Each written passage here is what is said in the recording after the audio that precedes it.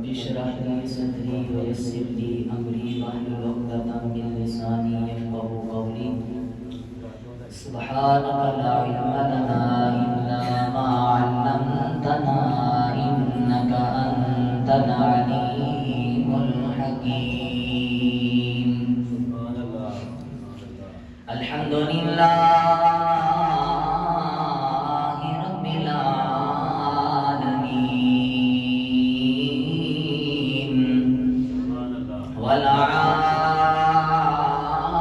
والعاقبة للمتقين والصلاة والسلام على سيد الأنبياء والمرسلين وعلى آله الطيبين وأصحابه الطاهرين. أما بعد فأعوذ بالله من الشيطان الرجيم. بسم الله الرحمن الرحيم. نحن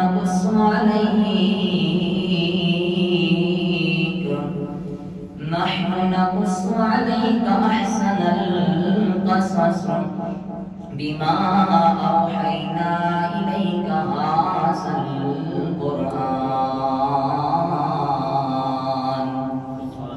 وإن كنت من قبله لمن الغافلين. صدق الله مولانا العظيم وصدق رسوله النبي الكريم الأمين. إن الله وملائكته يصلون على النبي يا أيها الذين آمنوا صلوا عليه وسلموا تسليما. اللهم صل على سيدنا ومولانا محمد وعلى آل سيدنا ومولانا محمد وبارك وسلم وصل عليه.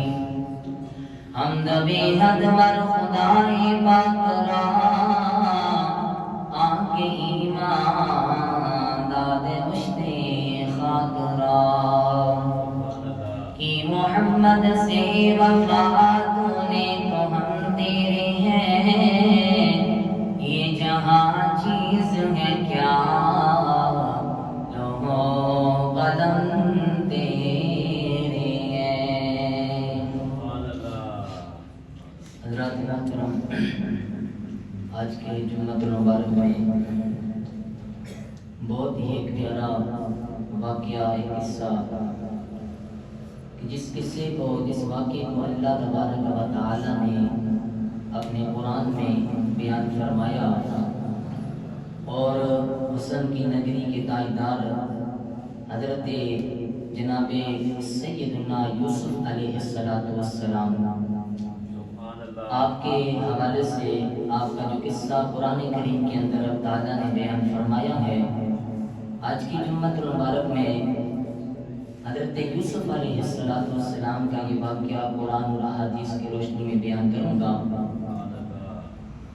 بڑا مشکل ہے ایک جمعے میں اس واقعے کو بڑا تفصیل کے ساتھ اللہ تبارک و تعالیٰ نے اس واقعے کو قرآن کریم کے اندر بیان فرمایا، تو بڑا مشکل ہے اس سارے واقعے کو ایک جمعے کے خطبے میں بیان کرنا. کئی جمعے، 3، 4، 5 جمعے بھی لگ سکتے ہیں. تو انشاءاللہ قرآن کریم کی اس سورت کو، سورہ یوسف کو سامنے رکھ کے اس پورے واقعے کو بیان کرنے کی کوشش کروں گا. اللہ تبارک و تعالی حق اور سچ بیان کرنے کی توفیق عطا فرمائے. حضرات محترم، یوسف علیہ السلام کے اس قصے کو اللہ تبارک و تعالی نے احسن القصص کہا، یعنی بڑا ہی پیارا واقعہ. رب اپنے معبود سے فرما رہا ہے، اے معبود، ہم جو ہے نا آپ کے سامنے بہت ہی پیارا واقعہ جو ہے بیان فرما رہے ہیں. اور اس واقعے کو اتنا خوبصورت انداز میں رب تعالیٰ نے قرآن کریم کے اندر بیان فرمایا، اور بیان فرمانے کے بعد خود ہی فرمایا اے محبوب یہ بڑا پیارا واقعہ ہے، بڑا خوبصورت واقعہ ہے، اور احسن القصص کے الفاظ رب تعالیٰ نے جو ہے ارشاد فرما کر اپنے محبوب سے کہا کہ محبوب یہ بہت ہی پیارا واقعہ ہے جو آپ کے سامنے بیان کر رہی ہے۔ حضرات محترم، رب تعالیٰ نے یوسف علیہ السلام کے نام پر نہ قرآن کریم کے اندر ایک سورت کا نام رکھ دیا یوسف، سورہ یوسف۔ اس کا نام رکھنے کی وجہ کیا ہے؟ کس مناسبت سے رب تعالیٰ نے اپنے قرآن کے اندر یوسف علیہ السلام کے نام سے سورت کا نام رکھا؟ اس کی وجہ کیا ہے؟ اس کی وجہ یہ ہے کہ اس سورت کے اندر اللہ تبارک و تعالیٰ نے اپنے پیارے نبی حضرت سیدنا یوسف علیہ السلام کے حالات زندگی کو اور حضرت یوسف علیہ السلام کی سیرت مبارکہ کو بڑی تفصیل کے ساتھ بیان کیا۔ تو اسی مناسبت سے، اسی وجہ سے اس سورت کا نام سورہ یوسف رکھ دیا گیا۔ پھر اس سورت کا شان نزول کیا ہے؟ یہ کس وقت نازل ہوئی؟ اس سورت کا شان نزول یہ ہے کہ یہودیوں کے علماء جو ہے عرب کے اندر آ کے عرب کے سرداروں سے کہتی ہیں کہ اے عرب کے سرداروں، محمد مصطفیٰ سے یہ پوچھو کہ یعقوب علیہ السلام کی اولاد جو ہے ملک شام سے مصر میں کس طرح پہنچی؟ بڑی غور فرمائیں آپ فرمائیں اور بڑی توجہ کریں، میں بالکل جو ہے شروع سے اس واقعے کو شروع کر رہا ہوں تاکہ ایک ایک بات اور یہ قرآن کی ساری صورت جو ہے نا آپ کے ذہنوں کے اندر بیٹھ جائے یہ پورا واقعہ کہ اس صورت کا شان نزول کیا ہے۔ جب شان نزول جو ہے پتہ لگ جائے گا پھر ہر بات جو ہے کلیئر ہو جائے گی، ہر بات جو ہے واضح ہو جائے گی، ہر بات سمجھ آ جائے گی۔ تو شان نزول یہ ہے کہ یہودیوں کی جو علماء تھے وہ عرب کے سرداروں کے پاس آتی ہیں، آ کے عرب کے سرداروں سے کہتی ہیں کہ آپ جو ہے محمد مصطفیٰ سے یہ پوچھیں کہ اللہ تبارک و تعالی نے یوسف علیہ السلام کا جو واقعہ ہے وہ کس طرح بیان کیا، اور یوسف علیہ السلام کی اولاد جو ہے ملک شام سے مصر میں کس طرح پہنچی، یعنی ملک شام کو چھوڑ کر مصر کے اندر آ کے یعقوب علیہ السلام کی اولاد جو ہے کیسے آباد ہوگی، اس کی وجہ کیا ہے، اور یوسف علیہ السلام کا واقعہ کیا ہے۔ جب سرداروں نے یہ پوچھا کہ یوسف علیہ السلام کا واقعہ کیا ہے تو اس وقت رب ذوالجلال نے سورہ یوسف کو نازل فرمایا۔ یہ وجہ ہے یوسف علیہ السلام کے نام پر جو سورت کا نام رکھا گیا، اس سورت کا شان نزول یہ ہے، اور اس سورت کے اندر 12 رکوع ہیں اور 111 آیتیں بھی ہیں۔ اس سورت کے اندر اس سورت کے اندر بہت ساری حکمتیں، عبرتیں اور نصیحتیں بھی ہیں عقل مندوں کے لیے۔ بڑی اس سورت کے اندر جو ہے رب تعالیٰ نے جو عقل مندوں کے لیے نصیحتیں بھی بیان فرمائی، اور عورتوں کے مکر و فریب کو بھی جو ہے واضح بیان کیا گیا۔ اور اس سورت کی وجہ سے کئی یہودیوں نے جو ہے اسلام بھی قبول کیا، کئی یہودیوں نے اس سورت کی وجہ سے اسلام بھی قبول کیا ہے۔ احادیث مبارکہ کے اندر حضرت عبداللہ بن عباس رضی اللہ تعالی عنہما سے آپ فرماتے ہیں کہ یہودیوں کا ایک عالم حضور علیہ السلام کی خدمت میں حاضر ہوا تو اس نے دیکھا کہ نبی کریم علیہ السلام سورہ یوسف کی تلاوت فرما رہے تھے۔ جب اس نے دیکھا حضور علیہ السلام سورہ یوسف کی تلاوت فرما رہی ہیں تو بیٹھ کر سننے لگ گیا۔ جب اس نے سورہ یوسف سننے کے بعد نبی کریم علیہ السلام کی بارگاہ میں عرض کرتا ہے محمد آپ ہمیں یہ بتائیں کہ یہ سورت آپ کو کس نے سکھائی ہے۔ اے محمد مجھے یہ بتائیں کہ یہ سورت جو آپ تلاوت کر رہی ہیں یہ سورت آپ کو سکھائی کس نے ہے؟ حضور علیہ السلام نے فرمایا یہ سورت مجھے میرے رب نے سکھائی ہے۔ حضور نے فرمایا یہ سورت مجھے میرے رب نے سکھائی ہے۔ جب اس نے سنا حیران ہو گیا، اب اپنے ساتھیوں کے پاس گیا، جو اس کے یہودی ساتھی تھے ان کے پاس گیا اور جا کر کہنے لگا اے میرے ساتھیوں، اے یہودیوں، کیا تم جانتے ہو خدا کی قسم محمد مصطفیٰ اپنے قرآن کے اندر جو ہے ان باتوں کی تلاوت کر رہی ہے جو باتیں جو ہے قرآن کے اندر نازل کی گئی ہیں۔ وہ اپنے ساتھیوں کے پاس جا کے کہتا ہے کیا تم جانتے ہو کہ خدا کی قسم محمد مصطفیٰ ان باتوں کی تلاوت کر رہی ہیں، وہ آیتیں تلاوت کر رہی ہیں، وہ واقعات بیان کر رہی ہیں، یعنی اپنی زبان کے اندر قرآن کے اندر ان آیتوں کی تلاوت کر رہی ہیں جو باتیں جو ہے قرآن کے اندر اللہ تعالیٰ نے نازل فرمائی ہیں۔ جب ساتھیوں نے سنا تو یہودیوں کا ایک گروہ اٹھا، اکٹھے ہو کر جمع ہو کر نبی کریم علیہ السلام کی خدمت میں حاضر ہو گیا۔ حضور علیہ السلام کی خدمت میں یہودیوں کا ایک گروہ حاضر ہوا۔ اب آ کے حاضر ہو کے یہودیوں کا بڑا گروہ حضور کی بارگاہ میں عرض کرتا ہے اے محمد ہمیں سورہ یوسف سنائیں، اے محمد ہمیں سورہ یوسف جو ہے سنائیں۔ نبی کریم علیہ السلام نے سورہ یوسف انہیں سکھائی۔ ذرا غور فرمائیں وہ کیسا منظر ہوگا صاحب قرآن جب قرآن کی تلاوت کر رہا ہوگا۔ پھر اس سورت کی تلاوت کہ جس سورت کو رب تعالیٰ نے جو ہے قرآن کے اندر بیان فرمانے کے بعد اس واقعے کو بیان کرنے کے بعد فرمایا کہ یہ قرآن کا سب سے خوبصورت واقعہ ہے۔ جب محمد مصطفیٰ نے قرآن کی تلاوت کی ہوگی تو یہودیوں کے دلوں کے اندر نا اسلام کی اور بانی اسلام کی محبت جو ہے جلوہ گر ہو گئی۔ یہودی آئے، وہ پہلے تسلیم کر چکے تھے کہ اللہ کے جو ہے سچے نبی ہیں اور مور نبوت کی زیارت بھی کی انہوں نے، اور نبی کریم علیہ السلام کے اوصاف کو بھی انہوں نے پہچان لیا، اس لیے کہ جن باتوں کی یہ تلاوت کر رہے ہیں وہ باتیں تو جو ہے قرآن کے اندر موجود ہیں، جو ہم نے جو ہے پڑھی ہے وہ باتیں تو ہماری کتاب جو ہے اس کے اندر موجود ہیں۔ آئے حضور کی بارگاہ میں عرض کی یا رسول اللہ میں سورہ یوسف سے سنائی۔ حضور علیہ السلام نے سورہ یوسف سنائی اور انہیں جو ہے نبی کریم علیہ السلام کی مور نبوت کی زیارت کی۔ سورہ یوسف سننے کے بعد حضور کی بارگاہ میں عرض کیا کہ یا رسول اللہ میں اسلام جو ہے قبول فرمائیں۔ تو سورہ یوسف سننے کے بعد کئی یہودیوں نے جو ہے اسلام قبول کر لیا۔ تو اس سورت کی یہ بھی برکت ہے، اس سورت کی وجہ سے کئی یہودیوں نے اسلام قبول کیا۔ حضرات محترم بڑا طویل واقعہ ہے جناب حضرت یوسف علیہ السلام کا۔ حضرت یعقوب علیہ السلام آپ نے جو ہے 4 شادیاں فرمائی، ان 4 عورتوں میں سے رب تعالیٰ نے حضرت یعقوب علیہ السلام کو 12 بیٹے عطا فرمائے۔ 4 شادیاں فرمائی، 4 شادیوں میں 4 عورتوں میں سے رب تعالیٰ نے حضرت یعقوب علیہ السلام کو 12 بیٹے عطا فرمائے۔ اور یہ بھی یاد رکھیں کہ حضرت یعقوب علیہ السلام بیٹی ہے حضرت اسحاق علیہ السلام کی، اور حضرت اسحاق علیہ السلام بیٹی ہے حضرت ابراہیم خلیل اللہ علیہ السلام۔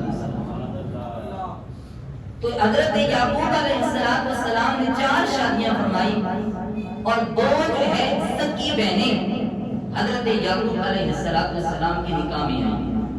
حضرت آدم علیہ السلام سے لے کر حضرت موسیٰ علیہ السلام تک 2 سکی بہنیں جو ہیں ایک شخص کے نکاح میں آ جائیں تو یہ اس وقت جائز تھا، لیکن اب قیامت تک جو ہے 2 سکی بہنیں ایک وقت میں کسی ایک بندے کے نکاح میں نہیں آ سکتی، یہ ناجائز اور حرام ہے۔ اس وقت جائز تھا تو حضرت یعقوب علیہ السلام نے 2 سکی بہنوں سے نکاح فرمایا، ایک کا نام لیا ہے اور دوسری کا نام راحیل ہے۔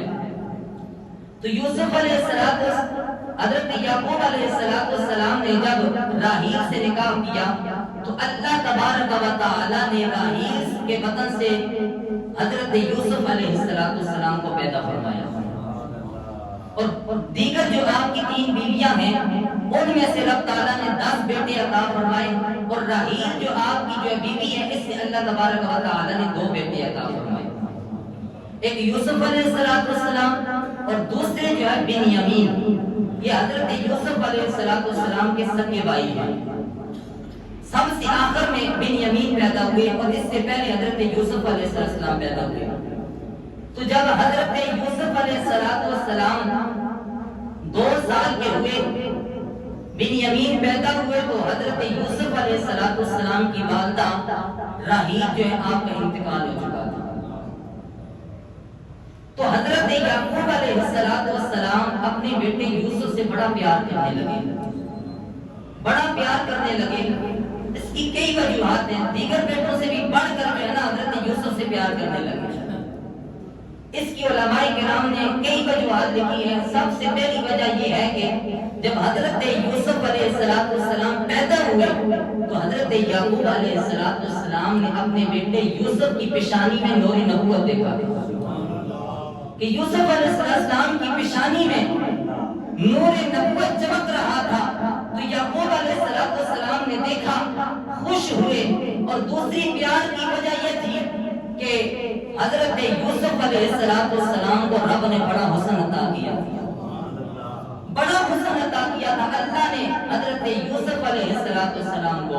اور تیسری وجہ حضرت یوسف علیہ السلام کے ساتھ محبت کی حضرت یعقوب علیہ السلام جو کر رہے تھے، اس کی تیسری وجہ یہ ہے کہ حضرت یوسف علیہ السلام کے ساتھ سے ماں کا سایہ اٹھ گیا تھا۔ بچپن میں ہی جس سے ماں کا سایہ اٹھ جائے نا وہ یتیم ہو جاتا ہے، تو اب پالنے والا کوئی نہیں، محبت کرنے والا کوئی نہیں رہتا۔ تو حضرت یعقوب علیہ السلام اپنے دیگر بیٹوں سے بڑھ کے یوسف سے جو ہے محبت کیا کرتے تھے۔ پھر جب حضرت یوسف علیہ السلام اس دنیا میں آئے، جب ماں نے اپنے بیٹے یوسف کو دیکھا بڑی خوش ہوئی۔ رب نے حسن ہی اتنا عطا کیا تھا یوسف علیہ السلام کو۔ اللہ اکبر، جب یوسف علیہ السلام کی ولادت ہوئی تو آپ کے گھر کے اندر جتنی بھی دیواریں تھیں سب کی سب روشن ہو گئی۔ آپ کے حسن کی وجہ سے اتنا حسن رب نے یوسف علیہ السلام کو عطا کیا تھا۔ پھر جو ہے کنعان آپ کا شہر ہے، تو سارے کا سارا شہر جو ہے نا آپ کے اس نور کی وجہ سے ہے جو روشن ہو گیا۔ پھر حقیقت رب تعالیٰ نے اپنے نبی یوسف کو اتنا حسن عطا فرمایا کہ رات کے وقت اندھیری رات میں حضرت یوسف علیہ السلام باہر نکلے تو چاند کی طرح چمکتے ہوئے نظر آتے تھے۔ ذرا سوچے پھر رب نے کتنا حسن عطا کیا ہوگا۔ اندھیری رات میں جناب یوسف باہر نکلے تو چہرہ آپ کا چاند کی طرح چمکنے لگا، اور دن کے وقت نکلے جناب یوسف باہر تو سورج کی طرح آپ کا چہرہ چمکتا۔ اتنا حسن رب تعالیٰ نے جناب یوسف علیہ السلام کو عطا کیا۔ اگر صبح سعادت کے وقت جناب یوسف باہر نکلے تو ستاروں کی طرح جناب والا آپ کا چہرہ چمکتا تھا۔ اب ذرا غور فرمائیں، رب نے یوسف کو اتنا حسن عطا کیا تو رب نے اپنے محبوب کو کتنا حسن عطا کیا ہوگا۔ یوسف علیہ السلام کے حسن کے چرچے ہو رہے ہیں۔ یوسف پیدا ہوئے در و دیوار روشن ہو گئی، یوسف پیدا ہوئے سارا کنعان شہر جو ہے روشن ہو گیا۔ تو جب اللہ کے محبوب آمینہ کے لال پیدا ہوئے ہوں گے اس وقت جو ہے کتنی روشنی ہوئی ہوگی۔ پھر آخری بات یہ سنیں کہ جب زلیخا نے یوسف کو دیکھا فدا ہو گئی۔ پھر یہ بڑا طویل واقعہ ہے کہ میں اس کو بیان کروں گا۔ پھر جو عورتوں نے جو ہے جب یوسف کو دیکھا تو اپنے ہاتھ کاٹ دیے۔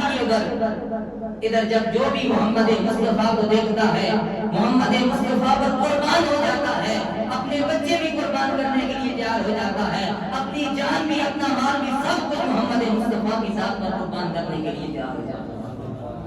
اس نے یوسف عورتوں نے دیکھا ہاتھ کاٹ دیے۔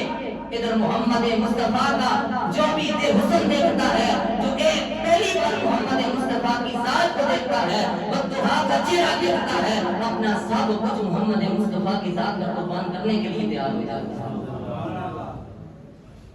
ادھر جو ہے اس نے یوسف عورتوں نے دیکھا پھل کاٹتے کاٹتے اپنے ہاتھ کاٹ دیے۔ قرآن نے اس واقعے کو بھی بیان کیا ہے. اور ادھر دیکھیں اور ادھر جناب حضرت یوسف علیہ السلام کا حسن دے کر عورتوں نے جو اپنی انگلیاں اپنے ہاتھ کاٹ دیے. ادھر محمد مصطفیٰ کا یہ معجزہ ہے. آپ انگلی جو ہے چاند کی طرف اٹھائیں تو چاند کے دو ٹکڑے ہو جاتے ہیں. کتنا حسن رب نے یوسف کو عطا کیا, تو اس سے بڑھ کر رب تعالیٰ نے جو حسن عطا کیا اپنے محبوب کو عطا کیا. حضرت وہاب بن منبہ رضی اللہ تعالی عنہ سے روایت آپ فرماتی ہیں کہ دنیا کے اندر حسن کے 10 حصے کیے جائیں, ان 10 حصوں میں سے ایک حصہ ساری مخلوق میں کو دیا جائے. ان 10 حصوں میں سے حسن کا ایک حصہ ساری مخلوق کو دیا جائے اور 9 حصے حسن کے حضرت یوسف علیہ السلام میں تصور کیے جائیں. اب ذرا غور فرمائیں, ایک حصہ ساری مخلوق کے لیے اور 9 حصے جناب حضرت یوسف علیہ السلام کے لیے. تو کتنا حسن رب نے یوسف علیہ السلام کو عطا کیا. تو رب تعالیٰ نے سارے پردے ہٹا دیے تھے جناب یوسف علیہ السلام کے حسن کے, اور رب تعالیٰ نے اپنے محبوب کے حسن کے کوئی بھی پردہ جو ہے ہٹایا نہیں, بلکہ 70 پردوں کے اندر رب نے اپنے یار کے حسن کو رکھا ہے. رب تعالیٰ اگر اپنے محبوب کے حسن کے اوپر جو پردے نہ رکھتا, علماء فرماتے ہیں ہڈیاں بھی جناب محمد مصطفیٰ صلی اللہ علیہ وسلم جس راستے سے گزرتے محمد مصطفیٰ کو دیکھتی ان کے اندر بھی جان پیدا ہو جاتی, مردے زندہ ہو جاتے. لیکن رب نے اپنے یار کے حسن پر 70 پردوں میں پردے رکھے ہوئے. سیدی اعلی حضرت امام احمد رضا خان آپ فرماتے ہیں حسن یوسف پہ کٹی مصر میں انگشتے زنا, حسن یوسف پہ کٹی مصر میں انگشتے زنا, تیرے نام پہ سر کٹاتے ہیں عرب والے. حسن یوسف کو دیکھ کر انگلیاں جو ہاتھ کاٹ رہی ہے, ادھر محمد مصطفیٰ کا حسن نہیں دیکھا بلکہ نام جو آ جائے نا جانے قربان کر دیتا ہے. تو حضرات محترم جہاں سے انشاءاللہ آگے اگلے جمعہ مبارک کو جو ہے اس واقعے کو جو ہے بیان کروں گا. کوشش فرمائیں جلدی جو ہے تشریف لائیں. 3 جمعے بھی لگ سکتی ہیں, 4 بھی لگ سکتی ہیں, 5 بھی لگ سکتی ہیں. قرآن کریم کی سورہ یوسف کو سامنے رکھ کے انشاءاللہ العزیز ہر جو ہے واقعہ بڑی تفصیل کے ساتھ جو ہے جس طرح بیان کیا گیا بیان کرنے کی کوشش کروں گا. رب تعالیٰ حق و سچ بیان کرنے کی توفیق عطا فرمائے. آخر میں حضرات محترم 4 باتیں سن لیں. موجودہ جو صورتحال ہے, سوشل میڈیا کا دور ہے, ہر آدمی جانتا ہے. اسرائیل اس وقت جو ہے فلسطین کے مسلمانوں پر جو ہے بڑا ظلم کر رہا ہے. اس وقت فلسطین کے چھوٹے چھوٹے بچے, چھوٹی چھوٹی بچیاں, وہ مائیں وہ بہنیں, وہ بوڑھے ہمیں پکار رہے ہیں. وہ پکار کر یہی کہہ رہے ہیں کہ مسلمانوں تم کس وقت جاگو گے. اور علماء کرام نے یہ فتویٰ بھی جاری کر دیا ہے کہ جہاد اس وقت فرض ہو چکا ہے. جہاد اس وقت فرض ہو چکا ہے, اور اللہ تبارک و تعالیٰ کے فضل و کرم سے مسلمانوں کے پاس ہر طرح کی طاقت موجود ہے. کوئی بھی طاقت نہ ہو تو رب کی طاقت اور رب کے رسول کی طاقت مدد جو ہے مسلمانوں کے ساتھ ہے. پر لیکن ضروری یہ ہے کہ مسلمان میدان جنگ کے لیے نکلیں. بدر کا میدان تھا نا, 313 تھے تو مسلمان, اور اس طرف جو ہے ہزاروں کا لشکر تھا. اس طرف 313 تھے محمد عربی کے غلام, اس طرف جو ہزاروں کا لشکر تھا. ہر قسم کا سامان جنگی ان کے پاس موجود تھا. ادھر جو ہے تعداد کے مسلمان کم, اسلحہ بھی کم, کھانے کے لیے بھی کچھ نہیں تھا. لیکن جب جنگ ہوئی تو رب تعالیٰ نے محمد مصطفیٰ کے غلاموں کو فتح اور کامیابی عطا فرمائی. اس کی وجہ یہ تھی کہ ان مسلمانوں کا ایمان مضبوط تھا, اللہ کی ذات پہ یقین کامل تھا, اور مصطفیٰ نے کہا تو لبیک کہہ کر جو ہے وہ میدان میں اتر گئے.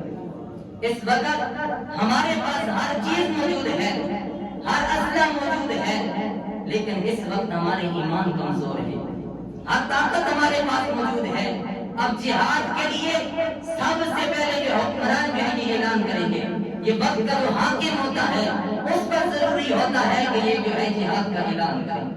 علماء کرام بڑے بڑے انہوں نے جو ہے جہاد کا اعلان کر دیا، لیکن اب جو ہے ہمارے اسلامی ممالک کے جتنے بھی حکمران حاکم ہیں ان پر یہ فرض عین ہو چکا ہے کہ وہ جہاد کا اعلان کریں، اور افواج پاکستان جو ہے اور اس کے علاوہ جتنی بھی اسلامی ممالک ہیں ان کے افواج جو ان پر بھی جہاد فرض ہو چکا ہے۔ ہم کچھ نہیں کر سکتے، لیکن یاد رکھیں حضرات محترم، جس کے بعد جتنا اقتدار ہے اب تو اس اقتدار کے جو مطابق جو اپنی بات آواز جو ہے فلسطین کے مسلمانوں کے لیے بلند فرمائیں۔ کل قیامت والے دن ہم سے پوچھا جائے گا، بتا تیرے پاس یہ اقتدار تھا، تیرے پاس یہ منصب تھا، تیرے سامنے جو ہے فلسطین کے اندر چھوٹے چھوٹے بچوں کو جو ہے ان کے ٹکڑے کیے جاتے تھے، ہواؤں میں ان کو اڑا دیا جاتا تھا، بتا تیرے پاس اس کا جو ہے پاور تھا، تم بولا کہ نہیں بولا؟ اس وقت پھر ہم کیا جواب دیں گے؟ ہمارے پاس کچھ نہیں ہے، لیکن ہم ان کے حق کے اندر ہوتے ہیں، ان کے حق کے اندر جو آواز تو بلند کر سکتے ہیں، ان کے ساتھ تعاون تو کر سکتے ہیں، جانی ہو مالی ہو جس طرح کا بھی تعاون ہو ہم ان کے ساتھ کر سکتے ہیں۔ اور جو ہمارے پاس جو ہے ایک یہی ہے کہ ہم ان کے لیے دعا تو ہر نماز کے بعد کریں، ہر وقت ان کے لیے دعا تو ضرور کریں نا۔ یاد رکھیں حضرات محترم، ہمارے اختیار میں یہی ہے، وہ جو جنگ کا اعلان کرنا ہے، جہاد کا اعلان کرنا ہے، وہ ان کے پاس ہے، وہ اپنا جواب دیں گے، لیکن کل قیامت والے دن ہم سے بھی پوچھا جائے گا کہ مسلمان بتا نہ نے کیا کیا تھا۔ حضرت امام احمد بن حنبل رحمۃ اللہ تعالی علیہ آخری بات سنیں، آپ کو جو ہے قید ہوگی، جیل کے اندر ہے، جب جمعے کا وقت آتا ہے، اذان جمعہ ہوتی ہے، حضرت امام احمد بن حنبل رحمۃ اللہ تعالی علیہ آپ وضو کرتے ہیں، تیاری کرنے کے بعد نا جماعت جمعہ کے لیے دروازے پہ چلے جاتے ہیں۔ اب چوکیدار جو دروازے پہ ہے جیل کے، وہاں سے آپ کو واپس بھیج دیتا، نماز جمعہ کے لیے جانے نہیں دیتا۔ ہر جمعے کو آپ اس طرح کرتے، تیاری کرتے، گیٹ پہ جاتے، چوکیدار جانے نہیں دیتا نماز جمعہ کے لیے، واپس آ جاتے۔ ایک دن شخص نے کہا کہ امام احمد بن حنبل رحمۃ اللہ تعالی علیہ سے آپ کو پتہ بھی ہے کہ وہ چوکیدار جو ہے جیل کا، وہ آپ کو نماز جمعہ کے لیے نہیں جانے دیتا بات، لیکن آپ پھر ہر جمعے کو جو ہے تیاری کر کے گیٹ پہ چلے جاتے ہیں، وہ آپ کو واپس بھیج دیتا ہے، تو آپ نہ جایا کریں۔ آپ نے فرمایا میرے اختیار میں یہی ہے کہ میں تیاری کر کے گیٹ تک چلا جاؤں، میرے اختیار میں یہی ہے، آپ آگے اس کی مرضی کو جانے دیں یا نہ دیں۔ اگر اللہ نے قیامت کے دن مجھ سے پوچھ لیا کہ امام احمد بن حنبل بتا تو جیل کے اندر رہا، تو نے اپنی نماز جمعہ جو ہے چھوڑی ہے، تو اس وقت میں جواب تو دے دوں۔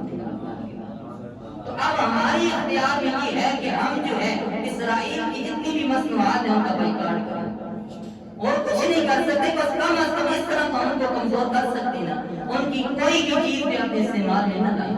جتنے بھی جو دکاندار بیٹھی ہیں اپنی دکانوں میں اسرائیل کی کوئی چیز نہ رکھیں، اور جتنے بھی مسلمان غیر جو مسلمان ہیں اسرائیل کی کوئی چیز بھی استعمال نہ کریں، ان کے بغیر ہمارا گزارا ہو سکتا ہے۔ رب ناراض